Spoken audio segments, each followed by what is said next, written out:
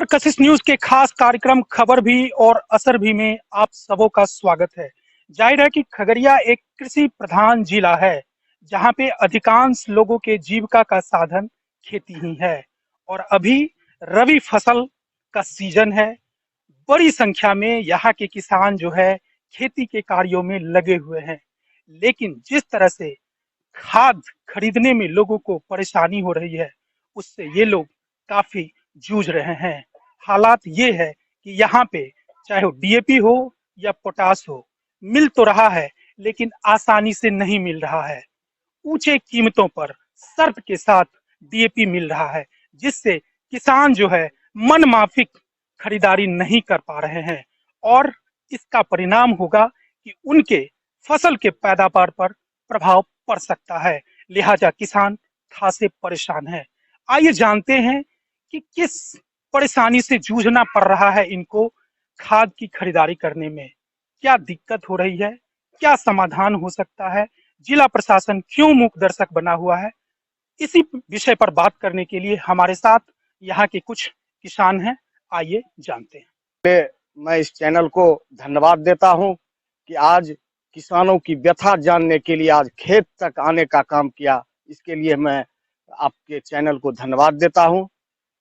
साथियों, किसान भाइयों, सब लोग जानते हैं कि आज जो खगड़िया ही नहीं पूरे देश में रबी की बुआई शुरू हो चुकी है और किसान को जो चाहिए, जो सहायता चाहिए, किसान को जो खाद की उपलब्धता चाहिए, बीज की उपलब्धता चाहिए, कीटनाशक की उपलब्धता चाहिए, सरकार एवं प्रशासन जो है इसमें कोई व्यवस्था नहीं कर रही है। सिर्फ जो है बिचौलियों के द्वारा, जो बड़ा बड़ा व्यापारी है, दुकानदार है, उसके द्वारा शोषण करने के लिए किसानों को छोड़ दिया गया है।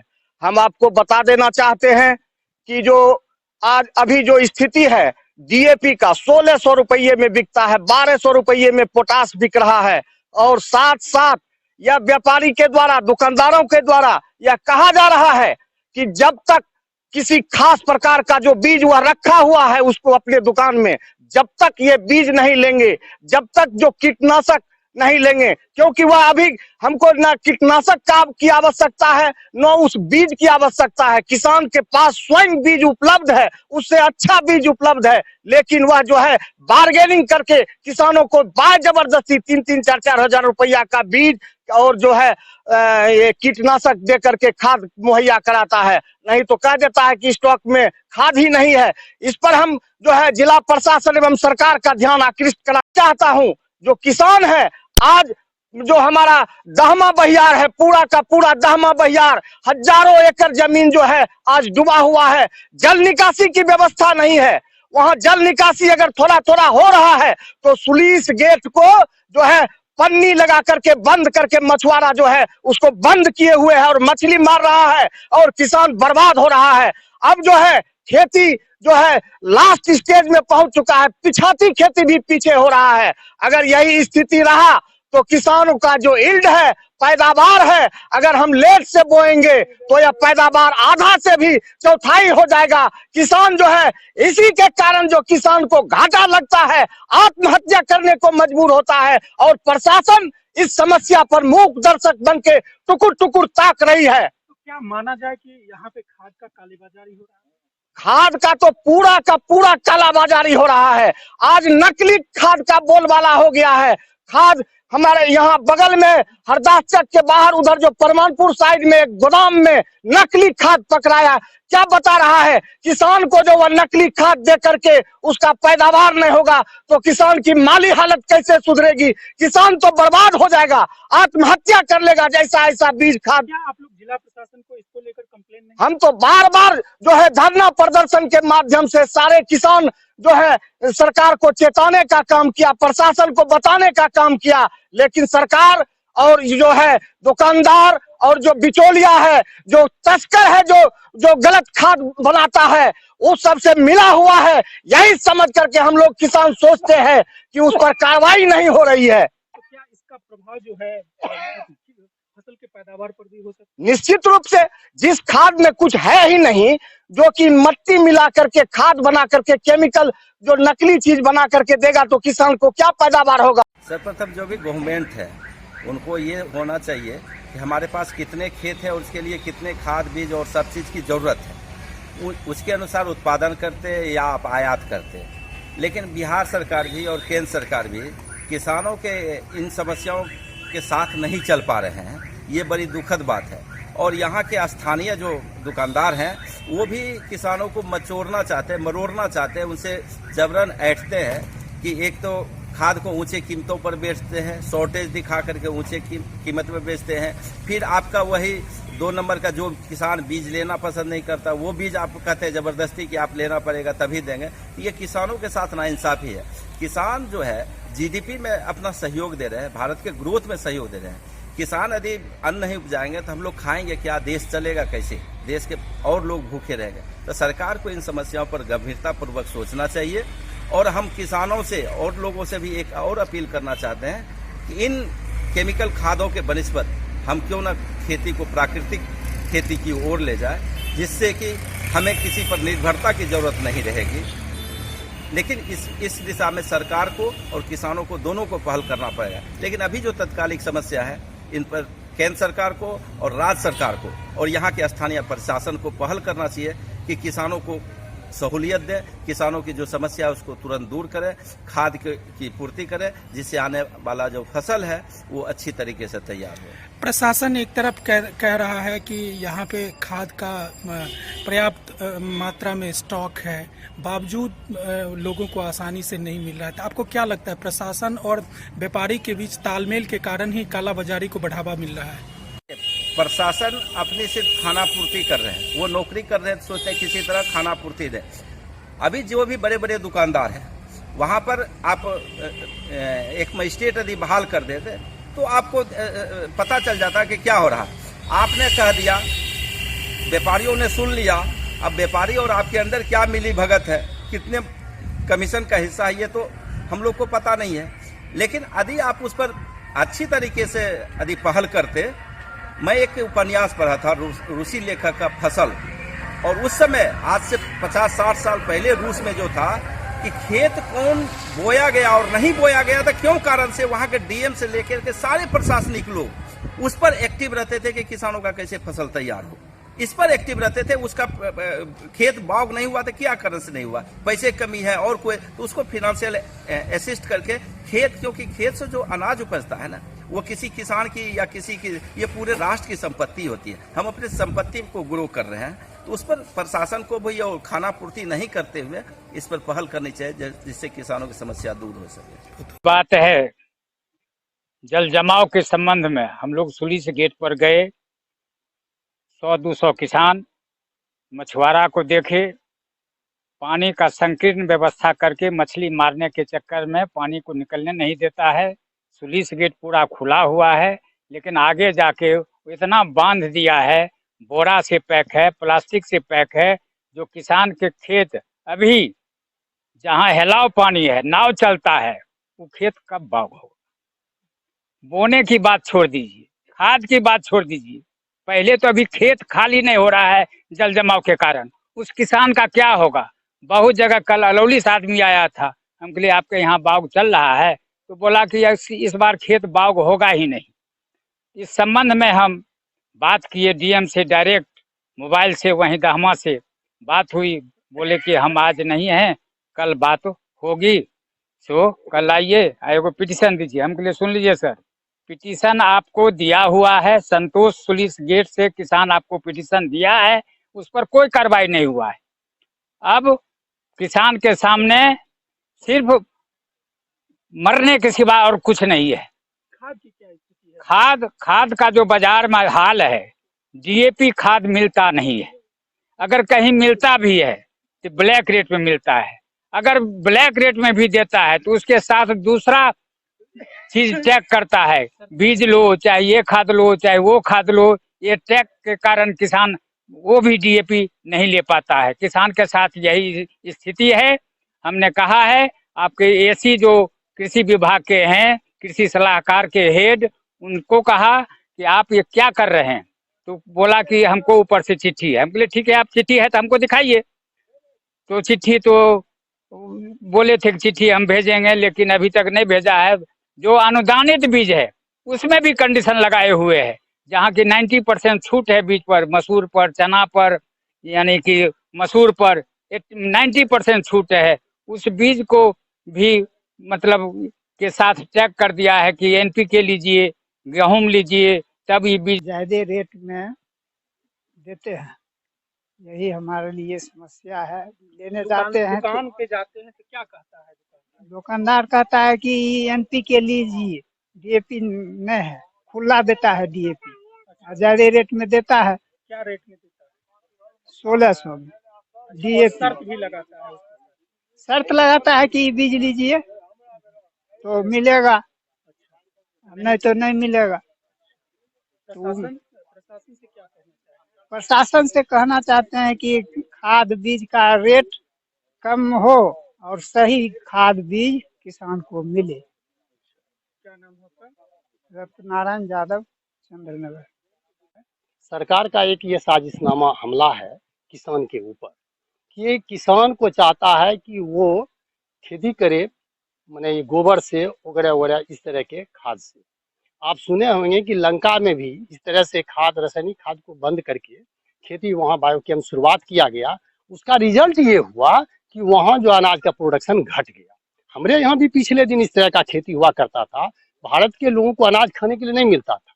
जब रासायनिक खाद आया तब जाके जो है हमारे यहाँ पैदावार पुष्ट होने लगा, तो आज हमारे यहाँ सरप्लस अनाज है। तो हम ये कहना चाहते हैं कि सरकार का ये एकदम साजिशनामा हमला है कि हम मैंने बाजार से जो है खाद बीज वगैरह जब पार कर देंगे तो पैदावार घट जाएगा, किसान की हालत और खराब हो जाएगा और किसान जमीन बेचने के लिए तैयार हो जाएगा।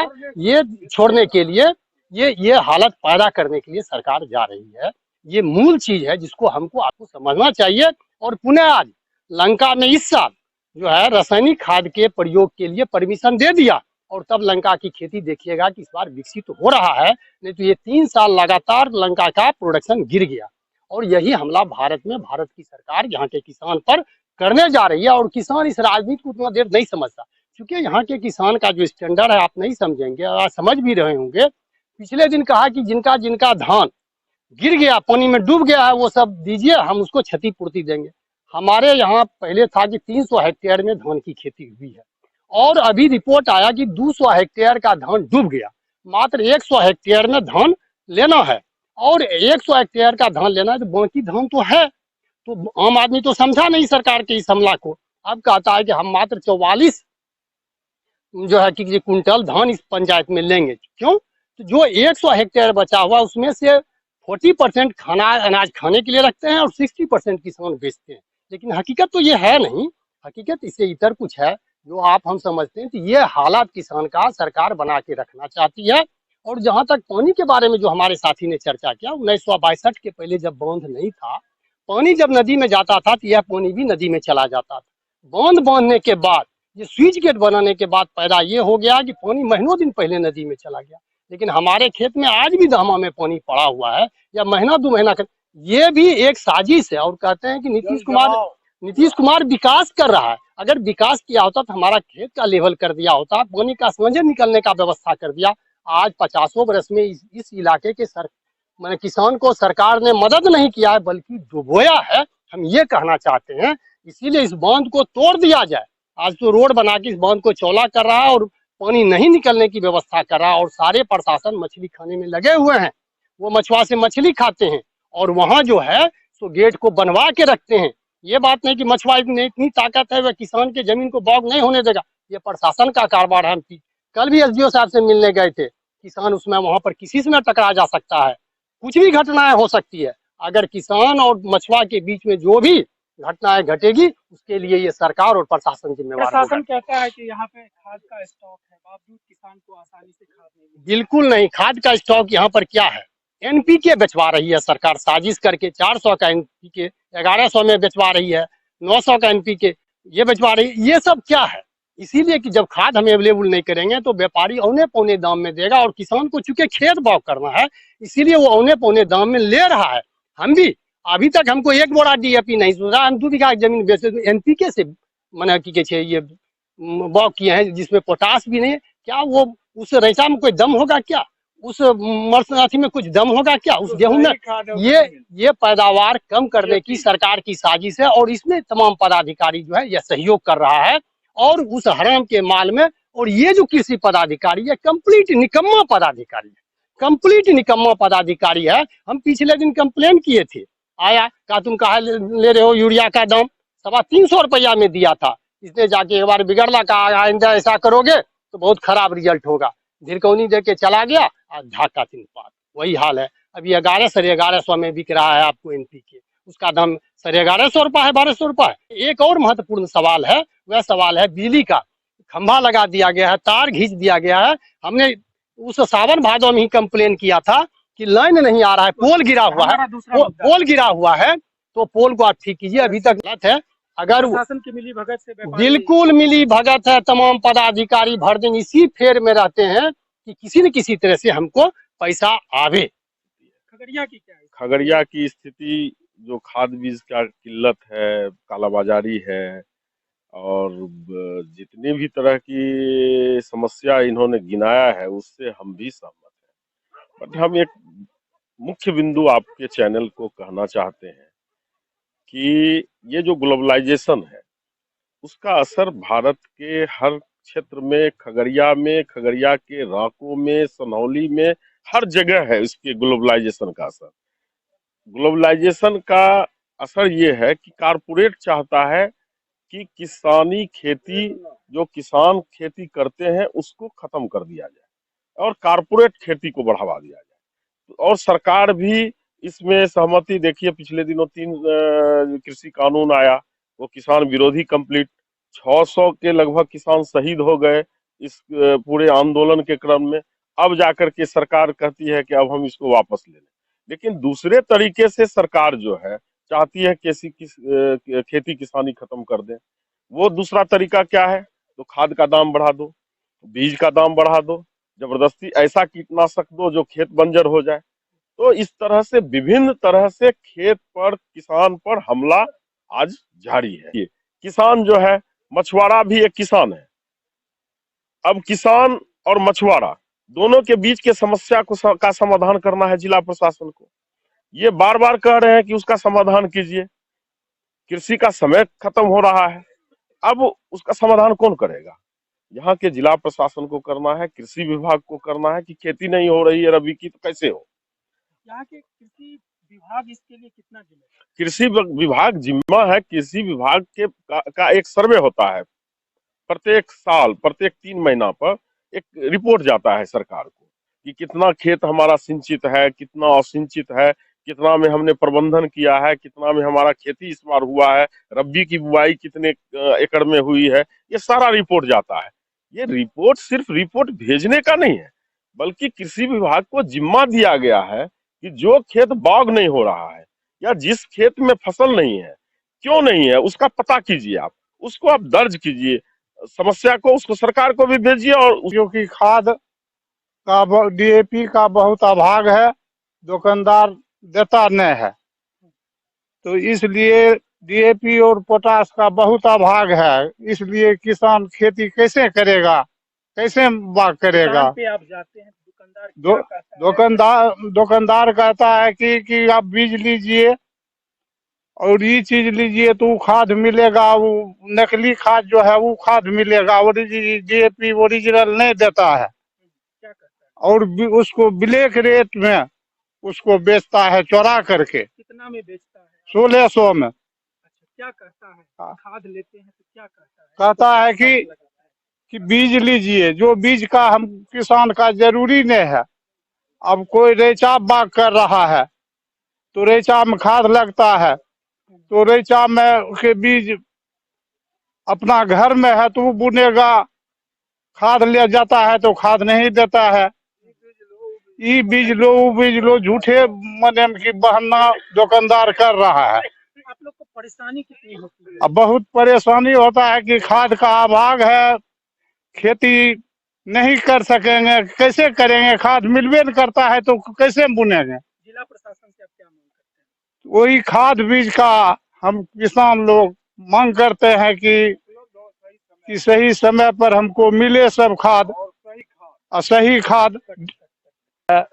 ओरिजिनल डीएपी दे नहीं रहा है, ऊपर से एनपीके जो देता है जिसमें पोटास सब चीज मिलल रहता है, तो लेने के बाद वो जो है डीएपी मांगने पर कहता है बीज लीजिए। तो घर में तो बीज ऑलरेडी सब अगला साल वाला रखता है, तो उसके साथ कहता है बीज लीजिए तब डीएपी देंगे। और नहीं तो कोनो कोनो खोलल बोरा नाप के देता है, खोल के देता है, सबको पैक करता है, 1600 रुपया बोरा मांगता है। वही परेशानी है डीएपी का। कितनी दिक्कत हो रही है आप लोग को? बहुत दिक्कत हो रही है। प्रशासन से क्या मांग करेंगे? प्रशासन से मांग करते हैं कि ओरिजिनल खाद बीज उपलब्ध करावे, रेट सही करे। प्रशासन तो कहता है कि स्टॉक कहने से क्या है, स्टॉक नील दिखा रहा है। यहाँ जितने यहाँ जाइए, जितने दुकानदार है उसके पास जाइए, 1600 दीजिए बीज लीजिए तो मिलेगा, नहीं तो नील दिखाता है। आपके अनुसार क्या महत्व है डीएपी और पोटास का? डीएपी पोटास आज नहीं दीजिएगा खेत में तो 55 का बीघा भी गेहूं मकई नहीं होगा, और वो नकली देगा तो कुछ नहीं होगा। आज महंगाई जो है, डीजल हो गया 92 रुपया लीटर, पहले 600 रुपये बीघा जोताता था, अभी 1000 रुपया बीघा जोता रहा है। अब रैचा का बीज लोग घर से बाग करता है, रैचा का बीज का है उसका लेगा, उसमें डीएपी की जरूरी है, डीएपी नहीं देता है। बहुत महंगा और चीज अच्छा नहीं मिलता है। और शुगर हमरे यहाँ कोई फसल को रहने नहीं देता है, इतना न 200-400 शुगर सब चीज को खत्म कर देता है, एकदम नष्ट कर देता है। खगड़िया में, चंदन नगर, रांको में सब्जी का इतना अभाव है, क्या कहें, एक फसल को नहीं रहने देता है। खाद बीज का क्या स्थिति है, कैसे खेती करते हैं? खेती बहुत दिक्कत से करते हैं, इतना महंगा है और चीज अच्छा नहीं मिलता है। अच्छा, नकली खाद नकली मिलता है, मिलावट मिलता है। आखिर ऐसा क्यों? प्रशासन तो है। प्रशासन के बारे में हम उनको क्या कहे सर? प्रशासन जो हमारा सब है, भाई बंधु है, ये सब पढ़े लिखे हैं, इशारा करते हैं, बात को पहुंचाते हैं, लाग नहीं पकड़ते हैं जी। क्या लगता है दुकानदार से मिली भगत रहता है अधिकारी का? एकदम सब में सब मिली जुली रहता है। खाद मिल नहीं रहा है, तो उसका दाम बोलता है 1600 दुकानदार, अच्छा तो किसान कैसे लेगा ब्लैक से खाद? अच्छा, तो परेशानी क्या हो रही है? परेशानी महंगे से इसमें, मतलब कि किसान कहाँ जाएगा? दुकानदार क्या कहता है? खाद लेते हैं, खाद के साथ बीज लीजिए जो कि जरूरत नहीं है, उससे बढ़िया बीज किसान के पास है। तो क्या कालाबाजारी हो रहा है? हाँ बिल्कुल कालाबाजारी हो रहा है। लेकिन प्रशासन कहता है कि यहाँ पे खाद का स्टॉक है, कोई कमी नहीं है। सब झूठ बात है, झूठ बोलता है। प्रशासन को क्या आप कहना चाहेंगे? हम प्रशासन से मांग करते हैं कि यहाँ खाद बीज को उपलब्ध करावे। क्या नाम है आपका? तो खगड़िया के किसान अलग अलग समस्याओं से जूझ रहे हैं और जिसका परिणाम होता है कि उनके खेती पर प्रभाव पड़ रहा है। खास करके हम खाद की बात करें, डीएपी की बात करें, तो डीएपी तो यहाँ मिल रहा है लेकिन शर्त के साथ और महंगे दामों पर। जरूरत है जिला प्रशासन को मॉनिटरिंग करने का, तभी यहाँ के किसान सही तरीके से खेती कर पाएंगे। स्वतंत्र कुमार सिंह, कशिश न्यूज, खगड़िया।